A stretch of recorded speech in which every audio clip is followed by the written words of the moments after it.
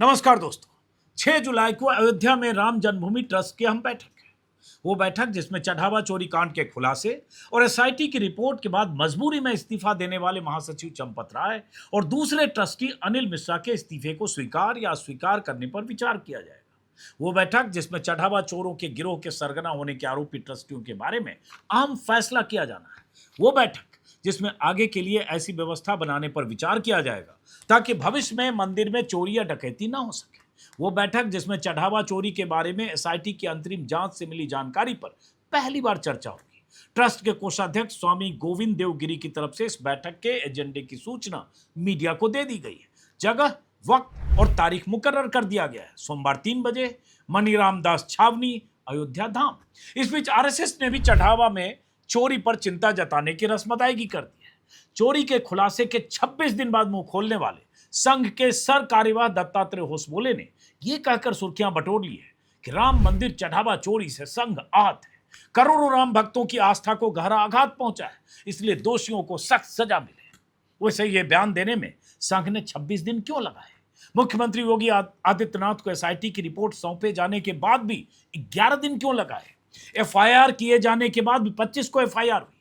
8 दिन बाद संघ ने मुंह क्यों खोला? संघ किस बात का इंतजार कर रहा था? बयान देने में उसे इतना वक्त लगा। वैसे प्रधानमंत्री मोदी ने भी आज तक मुंह नहीं खोला है, ये अलग बात है। जब पूरी दुनिया में संघ से जुड़े ट्रस्टियों की थू-थू हो गई है, तब ट्रस्ट की बैठक बुलाई गई है। इस बैठक पर भी अब सबकी नजर होगी कि यहां फैसला क्या होना है। जिस ट्रस्ट पर अब किसी का ट्रस्ट नहीं रहा, उसके ट्रस्टी आखिर क्या फैसला करेंगे, ये देखने की बात होगी। वैसे भी ट्रस्ट का प्रावधान यह कहता है कि अगर चंपत राय का महासचिव पद से इस्तीफा स्वीकार भी हो जाए तो भी वो आजीवन ट्रस्टी बने रहेंगे। यही बात अनिल मिश्रा पर भी लागू होती है। टाइम्स ऑफ इंडिया में छपी एक खबर के मुताबिक अनिल मिश्रा प्रशासनिक जिम्मेदारी छोड़ने के बाद भी ट्रस्टी बने रह सकते हैं। वैसे ही चंपत राय महासचिव से हटने के बाद भी ट्रस्टी बने रह सकते हैं। ट्रस्ट के नियमों में किसी भी सदस्य को बाहर निकालने की स्पष्ट व्याख्या नहीं की गई है। चोरी के आरोप में दागदार हो चुके ये दोनों इस्तीफे देने के बाद भी अगर ट्रस्ट में बने रहते हैं तो इस ट्रस्ट का मतलब क्या रह जाएगा, ये बड़ा सवाल है। तभी शंकराचार्य अभिमुक्तेश्वरानंद समेत तमाम साधु संत ये मांग कर रहे हैं कि ट्रस्ट को भंग करके नए सिरे से उसके गठन की जरूरत है और उसमें साधु संतों की नुमाइंदगी होनी चाहिए।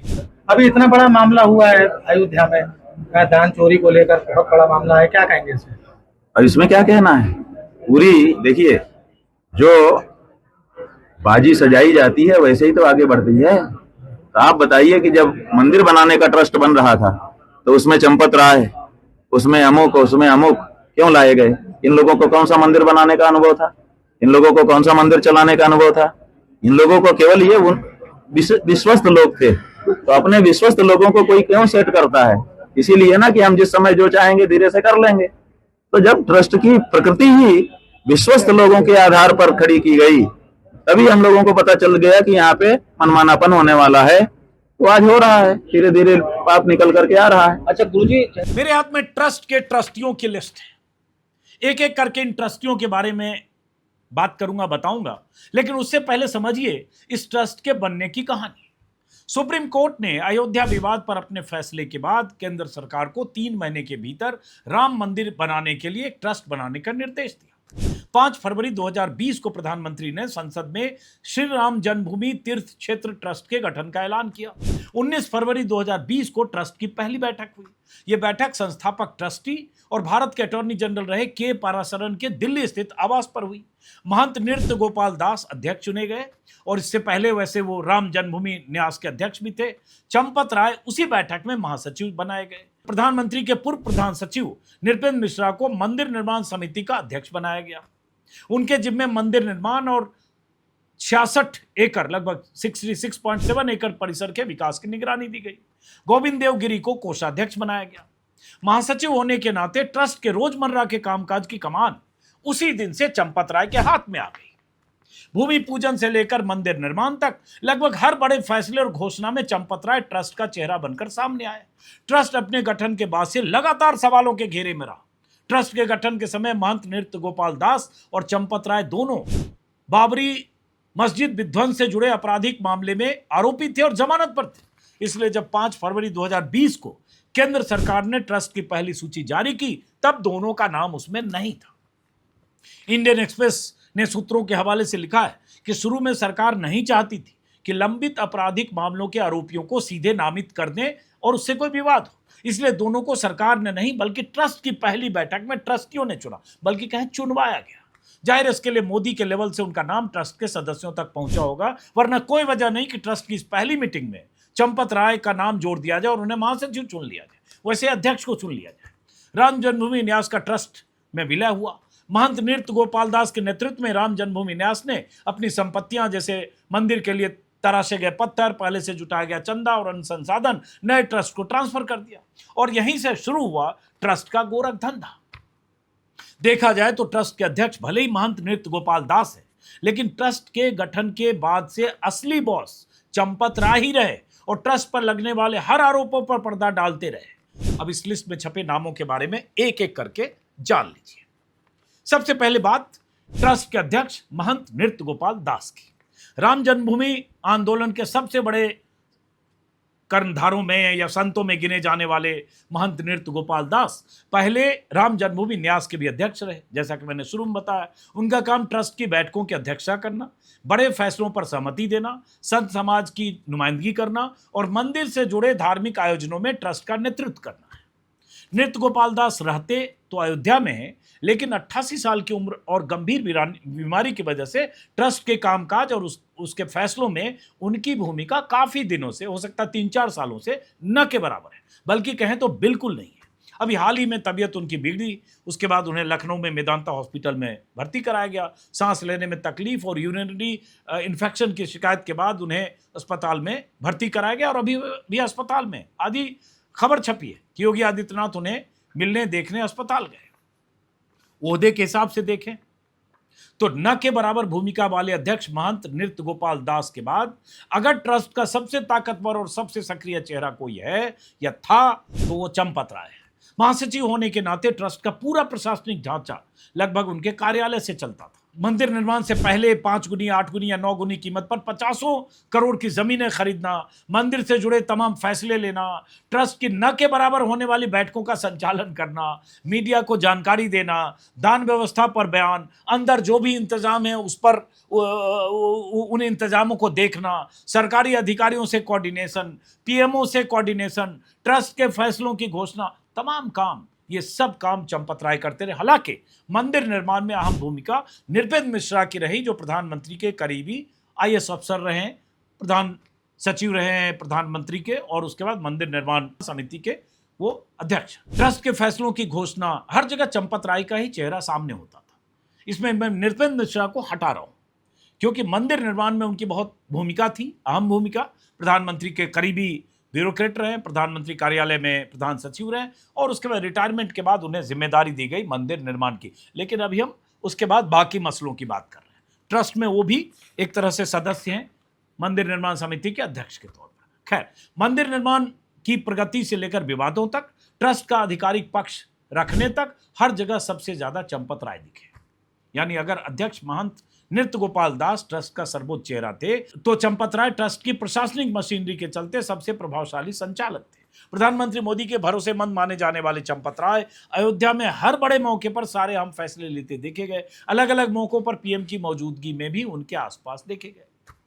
तो ये चंपत राय है और चंपत राय ने ही तमाम तरह की नियुक्तियां की और जैसा कि मैंने बताया मंदिर के लिए जमीनों की खरीद को लेकर उन पर बहुत आरोप लगे। 2021 में 2 करोड़ की जमीन 18.5 करोड़ में, 3 करोड़ की जमीन कोई 16 करोड़ में, ऐसी तमाम जमीनें खरीदी गई। तो ये चंपत राय करते रहे, प्रधानमंत्री मोदी चुप रहे। ट्रस्ट के बाकी सदस्यों की कोई भूमिका रही या नहीं रही, ट्रस्ट के सदस्यों ने सहमति जताई या नहीं जताई, और 2 करोड़ की जमीन 18 करोड़ में अगर किसी ट्रस्टी ने खरीद लिया या फैसला कर लिया, उस पर अनिल मिश्रा ने दस्तखत कर दिया, तो बाकी ट्रस्टी तमाशबीन क्यों रहे? ये बड़ा सवाल है। इसी से समझिए कि ट्रस्ट में बाकी ट्रस्टियों की हैसियत क्या थी। लेकिन अभी लिस्ट पर आते हैं। चंपत राय के बाद अगला नाम है स्वामी गोविंद देवगिरी का। ये ट्रस्ट के कोषाध्यक्ष हैं। मंदिर में करोड़ों का चढ़ावा आता है, हजारों करोड़ के निर्माण कार्य चल रहे थे और इन सब के वित्तीय प्रबंधन की जिम्मेदारी थी कोषाध्यक्ष स्वामी गोविंद देवगिरी के पास। वो ट्रस्ट के बैंक खाते, दान, ऑडिट, बजट और लेखा व्यवस्था की निगरानी करते थे। गोविंद देव गिरी के बाद अगला बड़ा नाम है के पराशरन साहब का, जो ट्रस्ट के संस्थापक ट्रस्टी हैं, पूर्व अटॉर्नी जनरल रह चुके हैं। पराशरन सुप्रीम कोर्ट के सीनियर मोस्ट एडवोकेट में से शामिल रहे हैं और रामलला विराजमान की ओर से पैरवी भी कर चुके हैं सुप्रीम कोर्ट में, और इसी योगदान के चलते उन्हें ट्रस्ट का संस्थापक ट्रस्टी बनाया गया।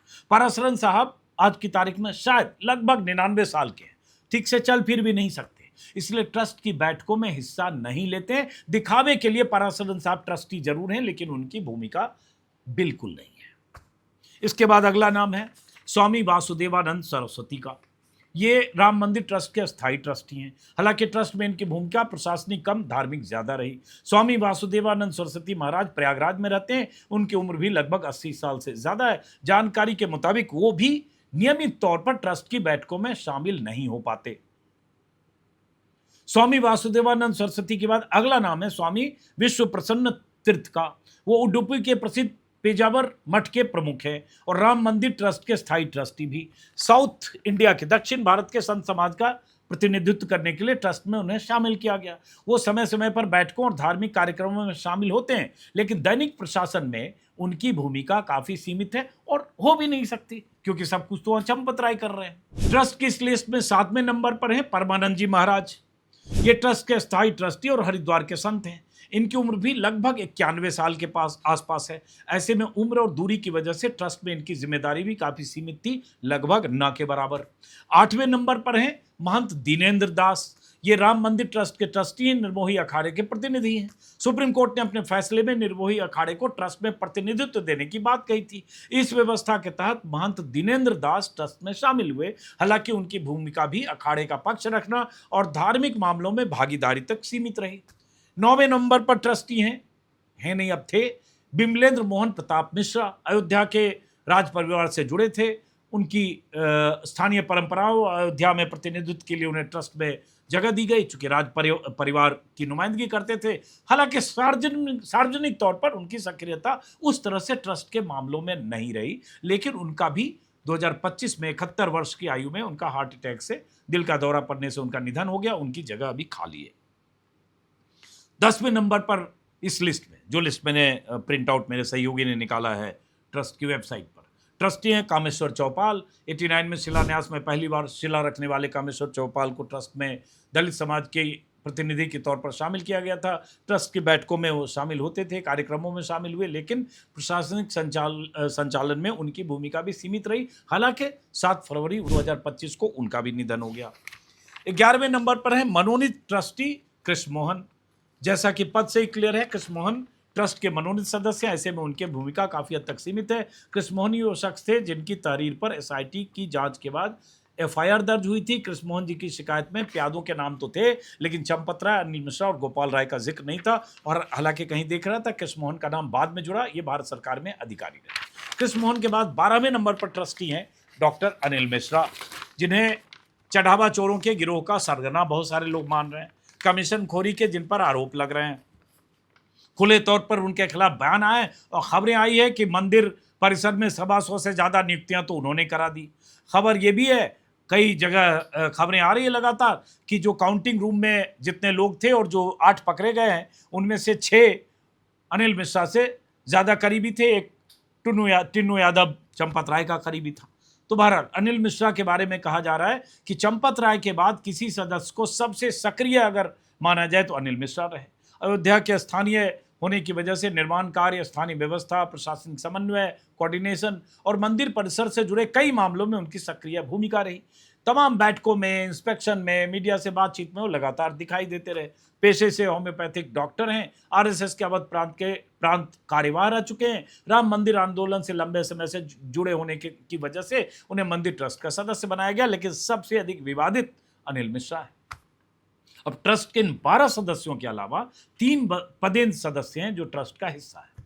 हालांकि ये लोग फैसले लेने वाले कोर कमेटी का सदस्य उस तरह से नहीं है, कोर ट्रस्टी, लेकिन राज्य और केंद्र सरकार की तरफ से नुमाइंदगी करते हैं और ट्रस्ट के बीच और सरकार के बीच सेतु का काम करते हैं, जिसमें भारत सरकार के प्रतिनिधि पदेन सदस्य होते हैं संयुक्त सचिव स्तर का एक IAS अधिकारी, जिसे केंद्र सरकार नामित करती है। उत्तर प्रदेश सरकार का प्रतिनिधि अभी कहा जा रहा है वाईएस अधिकारी कोई होना चाहिए, जो अभी ACS संजय प्रसाद हैं। और उसके बाद अयोध्या के डीएम। ये 3 पदेन होते हैं। इसमें नृपेंद्र मिश्रा भी ट्रस्ट के सदस्य हैं, जो मंदिर निर्माण समिति के अध्यक्ष हैं, जिनके नेतृत्व में मंदिर बना। अब सवाल यह है कि राम मंदिर ट्रस्ट में चंपत राय का प्रभाव इतना बढ़ा कैसे? इसका जवाब भी ट्रस्ट की संरचना में छिपा है। दरअसल ट्रस्ट में कई ऐसे सदस्य थे जो उम्र, स्वास्थ्य और दूरी की वजह से अयोध्या में नियमित रूप से मौजूद नहीं रह पाते थे। जैसा कि मैंने शुरू में बताया, ट्रस्ट के अध्यक्ष महंत नृत्य गोपाल दास स्वास्थ्य संबंधी वजहों से लंबे समय से उनकी सक्रियता बहुत सीमित थी। संस्थापक ट्रस्टी के पराशरन बढ़ती उम्र की वजह से ट्रस्ट के कामकाज में सक्रिय भूमिका नहीं निभा रहे थे। मैंने बताया, ट्रस्टी परमानंद जी हरिद्वार में रहते हैं, ट्रस्टी स्वामी वासुदेवानंद जी प्रयागराज में रहते हैं, स्वामी जी एक हैं जो उडुपी में रहते हैं कर्नाटक में। ट्रस्ट के कोषाध्यक्ष गोविंद देवगिरी पुणे से अपनी जिम्मेदारी निभाते थे। देखा जाए तो ट्रस्ट के कई वरिष्ठ सदस्य अयोध्या में हर दिन मौजूद नहीं रहते थे। ऐसे में मंदिर परिसर में रोजमर्रा का संचालन, निर्माण कार्य की निगरानी, बैंक ठेकेदारों से मिलना, कर्मचारियों के साथ तालमेल, काउंटिंग रूम का कोऑर्डिनेशन, जो कुछ भी वहां व्यवस्था थी, जिस व्यवस्था में सेंध लगाकर चोरी हुई, दरअसल व्यवस्था नाम की कोई चीज नहीं थी, वो सब चंपत राय के दायरे में थी। अनिल मिश्रा वहां चूंकि लगातार एक्टिव थे, तो अनिल मिश्रा की भूमिका थी। खास बात यह है कि नृपेंद्र मिश्रा जो प्रधानमंत्री के बहुत करीबी माने जाते हैं, मंदिर निर्माण समिति के अध्यक्ष हैं, उन्होंने 15 दिन पहले ऑन रिकॉर्ड कहा, 15 दिन या 12 दिन पहले सब जगह चैनल पर अचानक बयान आया कि मंदिर में डकैती हुई, वहां लचर व्यवस्था थी, सीसीटीवी काम नहीं कर रहा था, सीसीटीवी ज़्यादातर जगह उनको सीसीटीवी फुटेज को डिलीट कर दिया गया, 40 दिन फुटेज क्यों रहा, वहां अव्यवस्था की वजह से बहुत बड़ा अपराध हुआ। ये नृपेंद्र मिश्रा कह रहे हैं और कह चुके हैं कि वहां डकैती हुई, अव्यवस्था स्वीकार कर चुके हैं वो शख्स जो प्रधानमंत्री के करीबी हैं, मानना पड़ा उन्हें। और ये सब अगर हो रहा था तो क्या किसी को पता नहीं चल रहा था? अनिल मिश्रा और चंपत राय इतने ताकतवर थे कि जो मर्जी कर रहे थे। हर जगह प्रधानमंत्री की मौजूदगी में, चाहे प्राण प्रतिष्ठा हो, चाहे भूमि पूजन हो, चाहे शिलान्यास हो, चाहे कुछ भी हो, हर मौके पर, हर बड़े ऐलान के वक्त, हर बड़े कार्यक्रम के बाद चंपत राय, अनिल मिश्रा दिखाई देते थे, हर समय प्रधानमंत्री मोदी और योगी की मौजूदगी में भी। इसलिए ये दोनों चेहरे सबसे बड़े चेहरे बने। और अब अगर बात आ रही है कि ट्रस्ट की इस बैठक में उनका इस्तीफा उनके पदों से स्वीकार भी कर लिया जाए तो भी बने रहेंगे, तो फिर इस ट्रस्ट का मतलब क्या है? हिंदुस्तान टाइम्स की एक रिपोर्ट के मुताबिक जब मंदिर निर्माण की प्रक्रिया 2020 में शुरू हुई, ट्रस्ट के भीतर जिम्मेदारियां अलग अलग लोगों में बटी हुई थी। अध्यक्ष नृत्य गोपाल दास, जैसा कि बार बार कह रहे हैं कि वो अध्यक्ष हैं, लेकिन उनकी कोई भूमिका नहीं रह गई। मंदिर निर्माण का काम जो किया, चेयरमैन जो थे निर्माण समिति के नृपेंद्र मिश्रा, उनका ध्यान मंदिर के डिजाइन, निर्माण कार्य, LNT से कोऑर्डिनेशन और तमाम चीज़ों में रहा। और इस बीच चंपत राय ने वहाँ एक तरह से मंदिर परिसर की पूरी व्यवस्था को अपने कंट्रोल और अपने कब्जे में ले लिया। और चंपत राय का रिश्ता RSS में टॉप पे जो लोग हैं उनसे भी था, प्रधानमंत्री से तो करीबी रिश्ता उनका माना ही जाता है। और इन सब की वजह से एक ऐसा नेटवर्क, एक ऐसा नेक्सस बना, जिस नेक्सस की वजह से अयोध्या में चंदा चोरी होती रही, डकैती होती रही, और उसके बाद उस पर पर्दा डाला जाता रहा। सीसीटीवी फुटेज में कहा गया कि 40 दिन में 70 चोरी दर्ज हो गई, कैद हो गई। चंपत मिश्रा को जानकारियां दी गई, उन्हें पता भी चला, जो कुछ इंटरव्यू आए हैं हाल में महिपाल सिंह के और एक इंजीनियर के, हर तरह की उनको जानकारी मिलती रही, लेकिन वो आंखें मूंदे बैठे रहे। अब आंखें मूंदे क्यों बैठे रहे? उनकी ईमानदारी के किस्सों को लेकर हम क्या करें जब लोग कह रहे हैं बड़े ईमानदार हैं। बार बार मैं अपने वीडियो में कहता हूं, 2-3 कमरे में रहते हैं, हवाई चप्पल पहनते हैं, धोती पहनते हैं, ये खादी का कुर्ता पहनते हैं, सस्ते कपड़े पहनते हैं, सादा जीवन है। तो सादा जीवन का क्या करें अगर वहां चोरी हो गई? तो एक बड़ा सवाल है। तो इस ट्रस्ट के ट्रस्टियों पर ट्रस्ट नहीं है। ये नहीं कि बाकी लोगों का, जो करता धरता है 2-3 लोग। गोपाल राव, उनके बारे में आज ही खबर देख रहा हूं। गोपाल राव जो साउथ के कर्नाटका के रहने वाले हैं, आज ही टाइम्स ऑफ इंडिया में उनके बारे में खबर छपी है कि ये कितने असरदार और पावरफुल हो गए गोपाल राव, चूंकि RSS से उनका रिश्ता है और आमंत्रित ट्रस्टी हैं, वो भी ट्रस्ट के आमंत्रित मेंबर हैं और राम मंदिर निर्माण कार्य के प्रभारी हैं। और गोपाल राव, अनिल मिश्रा और चंपत राय, ये 3 लोग हैं जिनकी वजह से जो कुछ भी मंदिर में हुआ वो होता रहा, होने देते रहे। अब किसकी क्या हिस्सेदारी थी मैं कह नहीं सकता, ये काम SIT का है। और ऐसा नहीं है कि मंदिर में चोरी का अंदेशा नहीं हुआ। ये खबर आ चुकी है पहले कि बैंक ने आगाह किया 3 महीने पहले, कुछ कर्मचारियों को बैंक बदलना चाहता था एसबीआई। जो कर्मचारी एसबीआई की तरफ से आउटसोर्सिंग एजेंसी के जरिए एसबीआई की तरफ से काउंटिंग रूम में जाते थे, उन्हें बदलना चाहता था, लेकिन ट्रस्टियों ने, जिसमें ये 2 ट्रस्टी हैं, उन्होंने उसे बदलने से इनकार किया कि नहीं ठीक है। और इसके पहले भी राम मंदिर बनने के कुछ महीने के भीतर ही ट्रस्ट ने अपनी व्यवस्था की समीक्षा के लिए एक प्राइवेट ऑडिट कराया था। एक्सप्रेस में ये खबर भी छपी। ऑडिट करने वाली कंपनी ने अपनी रिपोर्ट में कई कमियों की ओर इशारा किया। रिपोर्ट में कहा गया कि मंदिर में आने वाले दान का रिकॉर्ड रखने का सिस्टम पूरी तरह से व्यवस्थित नहीं है, हर काम के लिए एसओपी साफ नहीं है, ऑडिट रिपोर्ट में किस कर्मचारी की क्या जिम्मेदारी होगी, पैसे किस तरह से दर्ज होंगे, उसकी जांच कैसे होगी, यह सब व्यवस्था नहीं है। और सलाह दी गई कि इन सब के लिए मजबूत व्यवस्था बनाने की जरूरत है। उस समय भी रिपोर्ट में साफ चेतावनी दी गई कि अगर समय रहते सिस्टम नहीं सुधारा गया तो भविष्य में गड़बड़ी और धोखाधड़ी का खतरा पैदा हो सकता है। ऑडिट रिपोर्ट में यह भी कहा गया कि वित्तीय लेन देन की निगरानी के लिए पर्याप्त चेक एंड बैलेंस नहीं है। अगर कोई गलती हो जाए या कोई जानबूझकर गलती करे तो उसे पकड़ना आसान नहीं होगा। रिपोर्ट में डेटा मैनेजमेंट पर भी सवाल उठाए गए। ऑडिट फर्म ने यह भी कहा कि आईटी सिस्टम मजबूत नहीं है, डेटा सुरक्षा के लिए क्लियर अरेंजमेंट नहीं है और रिकॉर्ड को सुरक्षित रखने का सिस्टम भी ठीक नहीं है। इतना ही नहीं, रिपोर्ट में कर्मचारियों की जिम्मेदारियां स्पष्ट करने, हर विभाग के लिए लिखित नियम बनाने और दान के पूरे सिस्टम को डिजिटल और पारदर्शी बनाने की सिफारिश की गई। अब सोचिए जरा, ऑडिट फर्म ने 2020 में ट्रस्ट बनने के बाद ही आगाह किया कि अगर व्यवस्थाएं नहीं सुधारी गई तो भविष्य में बड़ी वित्तीय गड़बड़ियां हो सकती है, लेकिन चप्पतराई की आंख बंद रही या जानबूझकर नजरअंदाज करते रहे। और उसके बाद कितने घोटाले घपले ये सब होते रहे और ये तमाम तरह के आरोप लगते रहे। अब जो मंदिर निर्माण समिति के मुखिया हैं नृपेंद्र मिश्रा, वो कह रहे हैं एसओपी का पालन नहीं हुआ। तो पालन क्यों नहीं हुआ और क्यों नहीं होता रहा? वो भी तो अयोध्या जाते रहे, उन्हें भी तो कुछ चीजें पता चलती होगी। अब हर तरह के सवाल उठ रहे हैं। विपक्षी नेता कह रहे हैं कि मंदिर को कितना चंदा मिला, कितना पैसा खर्च हुआ, किन कंपनियों को ठेके दिए गए, बड़े फैसले किस आधार पर लिए गए। ये सब विपक्ष के नेता तब भी सवाल उठाते रहे और अब कह रहे हैं कि ये सारी जानकारी पब्लिक में आए। कितना चंदा मिला, इसका कोई हिसाब कायदे से है कि नहीं पता नहीं। कैसे होगा जब चोरी हो रही थी? न जाने कितने सोने चांदी के जेवरात और तमाम तरह के जो चढ़ावा में सोने चांदी के सामान दिए जाते हैं, उनकी चोरी होने की खबरें हैं। लेकिन इन सब के बारे में पुख्ता तौर पर अभी नहीं कहा जा सकता कि चोरी जो हुई तो कितने की चपत लगी। कोई 100 करोड़ बोलता है, कोई 200 करोड़ बोलता है, कोई उससे ज्यादा बोलता है। लेकिन अभी पता कैसे चलेगा? राम मंदिर परिसर में हुई भर्ती को लेकर भी सवाल उठ रहे हैं। लगातार तमाम चीजें मीडिया के हवाले से अलग अलग खबरों से आ रही है। किस तरह सिफारिश से नौकरी दिलाई गई, किस तरह से ऐसे लोगों को वहां पर नौकरी दी गई जो 4 महीने, 8 महीने, 10 महीने में माला माल हो गए, लोग घर बना लिया, गाड़ियां खरीदी, जमीनें खरीदी। ये सब अयोध्या में हो रहा था और चंपत राय और अनिल मिश्रा क्या कर रहे थे। तो देखते हैं अब इस मीटिंग में क्या होता है।